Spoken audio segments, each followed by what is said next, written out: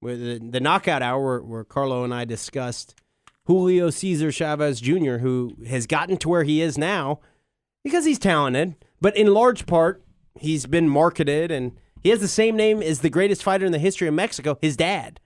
I'll say Lane Kiffin got the Raiders head coaching job, got all the jobs he's gotten because his dad, Manny Kiffin, really created the Tampa 2 and is one of the greatest defensive minds in the history of the sport. So we have two, I guess you say, prima donna young guys, and they're just underperforming. Lane Kiffin gets fired. Not surprising, but it's huge news. Yeah, actually, I'm surprised by it. Can you hold one guy accountable for whether or not they win the Super Bowl? That's my angle. If you're the quarterback, yes. They're responsible when you win, and they're responsible when you lose. Really? I don't know. Because you know why? They have the ball all the time. Not when they're sitting on the sideline and their defense. Not the Peyton defense, Manning's, they had the ball in their hand more than anybody. They do. They hold a lot of accountability. There's no denying that. I think Peyton Manning's defenses were undersized, and I could have ran over Peyton Manning's defense. You give me the ball, I'll run through their undersized defensive line. They were a joke on defense. Bob Sanders was good. I don't know. He was always hurt. Dwight Freeney was good, a real good pass rusher. But who was stopping the run on those teams? Nobody. You look up any year that Peyton Manning was with the Colts, tell me where they ranked in the NFL in rush defense. 27th, 28th. They could not stop anybody running the ball ever. Tony Dungy was a defensive genius. He had the right players in his system. They won a Super Bowl with it. Bend don't break crap where you try to force turnovers. You got to be able to stop the run in the playoffs. That is why Peyton Manning's playoff record isn't what it should be. It's because they couldn't stop the run. You got to stop the run in the playoffs. You can't let the other team know that they're just going to run it up the gut and they're going to dominate you. That's my take. Sorry. That's a good point. Good point. That's my take. I don't know. They had guys like Anthony McFarland and they brought in Tommy Harris. But Bob Sanders was 6'1", 280, 6'1", 280 guys, and those are their defensive tackles when the guys that they're on the offensive line are 6'5", 350. They had the most undersized, weakest defensive front that I've ever seen, maybe. In this era. Tony Dungy was a defensive genius. He assembled the Tampa Bay defense. And for the pieces that he had in Indianapolis, he did a pretty good job with the defense. He did. For what he had. And I'm not holding him completely accountable. A lot of it, ideally, Tony Dungy would go to the Colts and he would say, all right, well, this is what happened for me with the Buccaneers. I'll take Derek Brooks. I'll take Rondé Barber, John Lynch, right? Uh-huh. But you can't do that. I understand that Dungy knew what he was doing, and he was trying to draft guys who are in the mold of a undersized Booger McFarland who could rush up the middle. But it's tough to do. You can't just always, you know what I mean? You draft guys, you get good draft picks, you try to bring in good defenses. Regardless, end of the day, those Colts defenses sucked. That's my take. Sorry. Yeah, they were. It was an average defense. He hit rock bottom. He was a heroin addict. Josh Hamilton. What did I say? Dustin. That's Dustin right. Hamilton. Yeah, Josh Hamilton. He bounced back pretty good from his addiction struggles. Yeah. To the point where his wife, she gives him a credit. She only lets him walk out of the house with $10 in his pocket. Yeah, and he relapses every once in a while. Yeah, he had a relapse last year, matter of fact, with alcohol. And I don't mean to laugh at it, but his relapses are very public. Yes, very public. He has pictures from last year. He has pictures where he's shirtless in a bar. He doesn't drink at all until he goes out and he's shirtless in a bar, and there are women doing shots off of his chest. Yeah, he goes all out. He goes all out. He got that signing bonus, number 1 overall pick, I think by the Rays years ago. All of a sudden, a millionaire, 18-year-old senior in high school. Then he got out. Goes out and he just it's tatted up and cracked cocaine. Yeah, he got kicked out of MLB, but he came back. Started with the Cubs, ended up coming through Louisville and even through the Reds organization. Yeah. Very compelling story. We'll see if Alden Smith can pull it off. Hope he can pull it off. But St. Louis, man, when are people going to realize? I've been saying this ever since the Tennessee Titan days. Jeff Fisher is so overrated as a head coach. Sam Bradford is so... And they end up losing in the final minute, but this time they was able to pull it out. There was a moment. I was watching the game last Sunday all by myself on my couch, laying down. And there's a moment I think I'll remember for a long time. My family was upstairs. My wife and kids were upstairs, and I was watching it down all by myself. 4th and 1. Mm-hmm. The Bengals defense has to stop the Aaron Rodgers-led Packers. They're going for it. All the pressure in the world. I'm laying down. Not only did they stop them, they stripped the ball and run it in for a touchdown. I've never jumped up and just just been going nuts more than that. I mean, that may be the most that I've actually just from complete silence to just going nuts. And my family was like, "Oh my God, what happened down there? Did you just kill someone?" It looks like they're trying to get over that.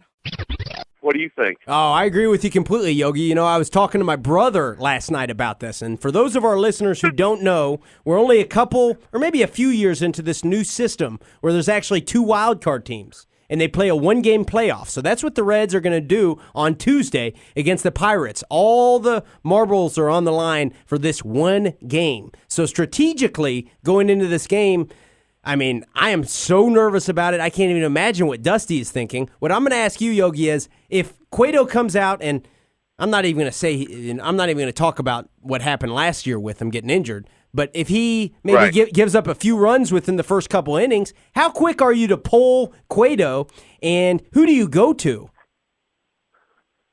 Well, I'm Captain Hook and Cueto. I'm not wasting any time. I'm going straight to Latos or Sam LeCure to get out of an inning, pitch a couple innings, and get into our flamethrowers there. So I'm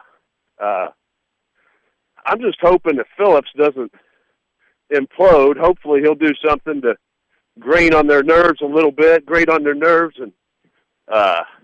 take him out of their game. He's been off his game a little bit here lately, our second baseman, but hopefully he can pick it up and get back to the old Brandon.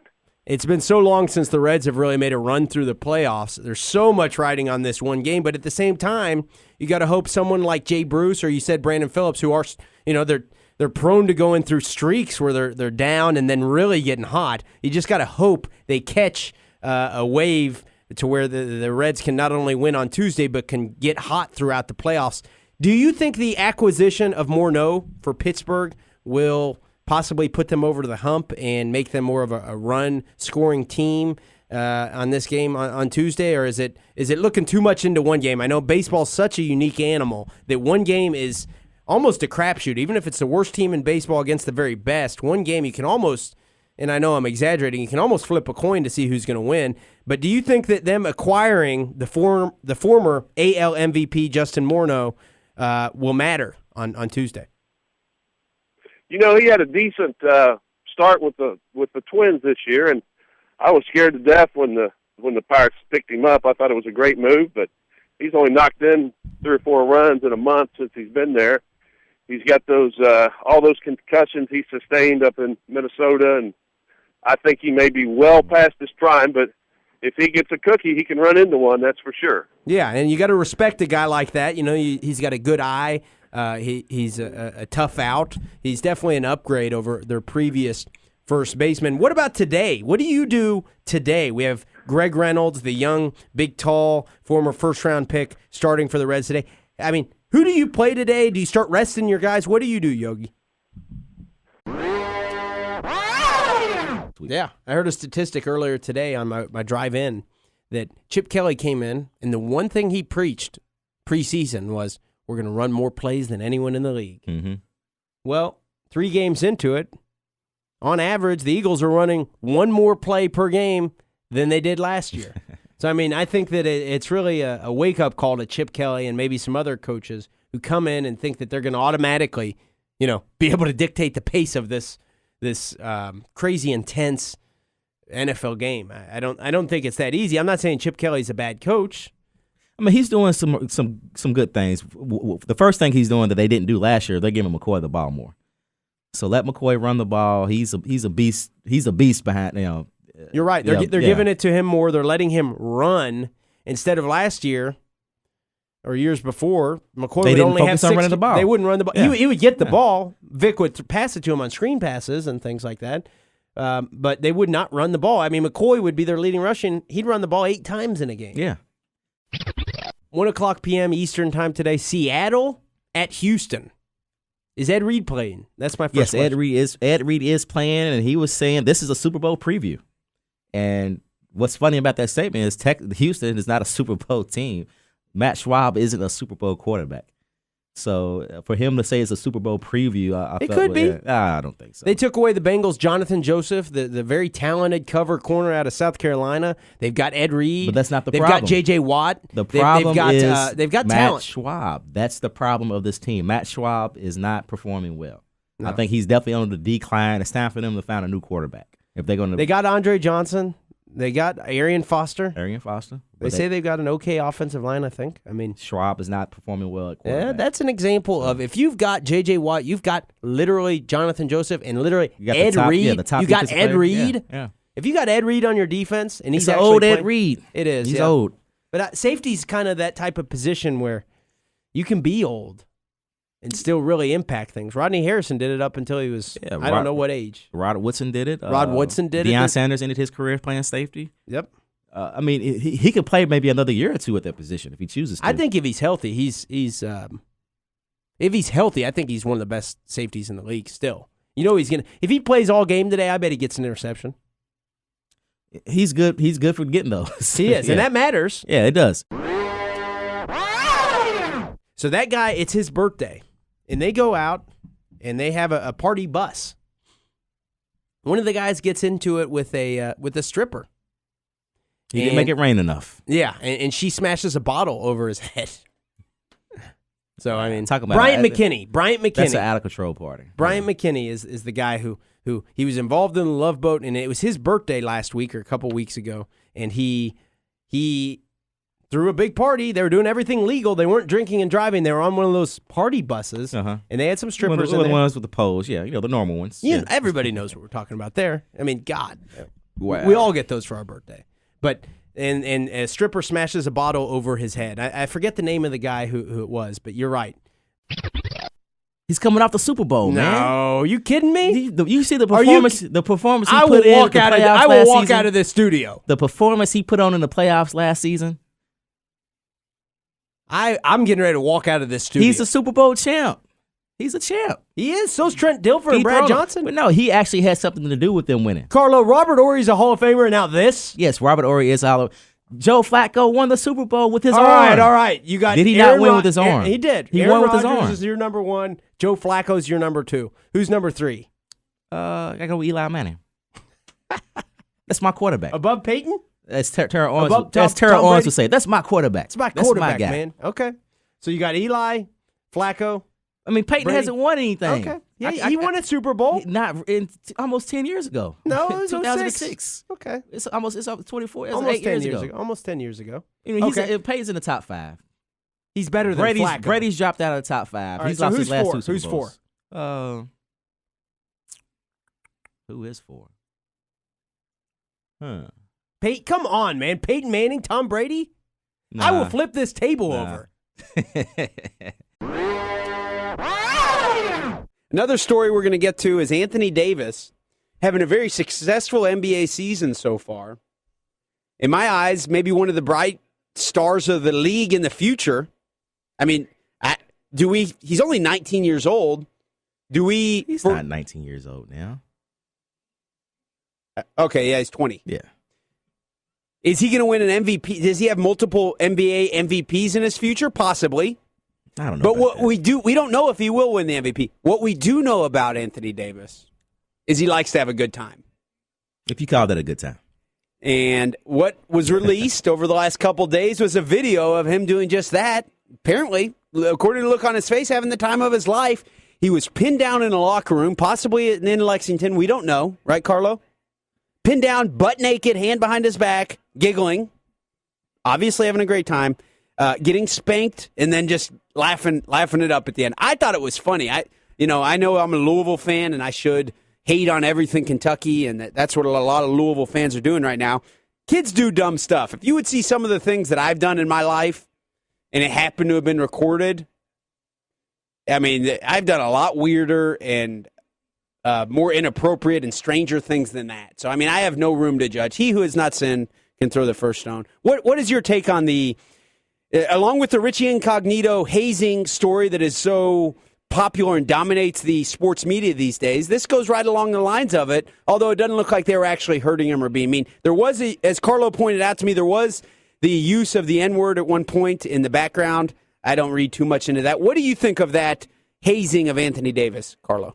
I mean, it's, if you ever been a jock before, it's all kind of foolery that goes on in the locker room. The kids do dumb stuff. I didn't see any harm in it. It was probably a bet he lost, then that was his punishment, weird as it may look. But guys do dumb stuff. These are kids. It's just locker room joking around. I don't see any harm in it. Even though you did hear the N-word in the background, I don't approve of that. But I don't think it's totally different than the whole Richie Incognito story. I agree completely. Yeah, totally different. A few other stories before we head to our first break I'll touch on is Ron English, who for one season was the defensive coordinator for University of Louisville. At one point, I was sold on him as possibly being a future head coach of the Cards. I was a big Ron English fan. He was fired on Friday as the head coach of Eastern Michigan over 5 seasons. He's went 11-46. Wow. But the reason he was actually fired, or the reason they're saying he was fired, was a video that was recorded of him using homophobic slurs in a meeting with defensive backs. He has issued a statement apologizing, acknowledging the seriousness of the issue, things like that. What? So the political correctness of all these Richie Incognito, things like that, could be a theme of the show to an extent. A lot of times, playing, being in sports, boxing, you hear some of the slurs like the F word, the FA word, but Yeah. It's not really an attack on their culture. It's really saying that you're soft. It has nothing to do with sexuality. At the same time, when you say it. Yeah, at the same time, I think it has a totally different meaning now than it did 10, 15 years ago. Still inappropriate. Always inappropriate, right? Can we agree on that?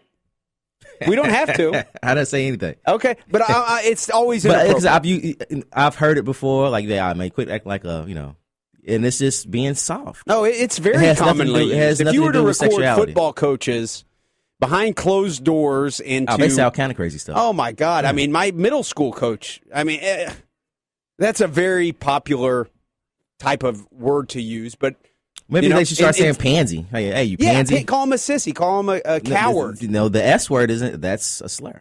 Is it? Yeah. Is it then again, I don't find it offensive. I think it's just more as being soft. But homosexuality it has nothing to do with being sexuality. A topic that a lot of people are fans of Eastern Michigan, possibly, who are homosexual, and they. So if he was in a defensive meeting, like, quit acting like a bunch of pansies, and saying all these corny words. You think the kids would laugh at him?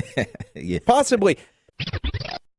You and I are different than the average people who pay for pay-per-views, because that's what matters, is who out there is going to pay for pay-per-views. And Manny Pacquiao is a guy that the average, somewhat in-out boxing fan will make a Saturday night out of and splurge and pay for a pay-per-view, and that's what matters. Style matters. And Manny Pacquiao has the resume, he has the reputation to sell fights, whatever it is, regardless of the reasoning. He is the second biggest pay-per-view attraction in the sport. Yeah, he had a lot to fight for last night with the tragedy that happened in the Philippines. As people are going through a lot at the moment, so he was carrying his country on his shoulders for that night. To win for them, which he dedicated the fight to his home country. But Andre Ward, Triple G. That's going to be the next big fight, I think. Mega pay-per-view fight. It could happen. Andre Ward is yet to do a pay-per-view. Really? Isn't that amazing? Wow. Second best fight. No, he's done a pay-per-view. No, yeah, when? No, you're right. The Super 8 was on Showtime. Yeah, that's what I'm talking about, Carlo, is people will pay for Manny Pacquiao, who he's had one? Was on a 2-fight losing streak. They will pay to see that on pay-per-view. Are you sure he didn't have one pay-per-view? Yeah, no. He hasn't had one. That's amazing.